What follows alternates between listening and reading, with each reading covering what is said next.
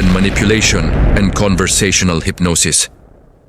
Hindi lahat ng impluensya ay halata. Minsan, nagsisimula ito sa simpleng usapan.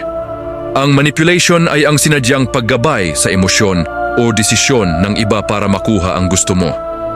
Habang ang conversational hypnosis ay ang paggamit ng wika, tono at storytelling para maimpluwensyahan ang isip. Madalas hindi nila namamalayan. Paano ito gumagana? Una, rapport at comfort. Kapag komportable ang tao sa'yo, bumababa ang depensa nila. Mas bukas sila sa suhestyon. Ikalawa, embedded suggestions. Sa gitna ng kwento o pangungusap, may nakatagong ideya. Halimbawa, habang iniisip mo kung gaano ito kaepektibo, mapapansin mong mas nagiging bukas ka sa posibilidad. Hindi mo sila direktang inuutusan, pero ginagabayan mo ang isip nila. Ikatlo, pacing and leading. Sabihin mo muna ang malinaw at totoo. Pagod ka ngayon, maraming iniisip. Kapag nakarelate sila, saka mo sila i-lead. Pero habang nakikinig ka, mararamdaman mong unti-unting lumilinaw ang isip mo. Ikaapat, pattern interrupt.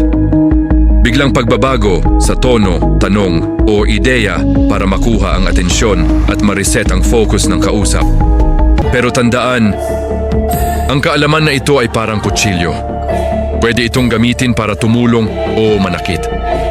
Ang tunay na kapangyarihan ay hindi panlilinlang. Ito ay pag-unawa kung paano gumagana ang komunikasyon at paggamit nito ng may integridad. Sa huli, ang pinakamalakas na impluwensya ay hindi yung kontrolado mo ang isip ng iba, kundi yung pinagkakatiwalaan kanila.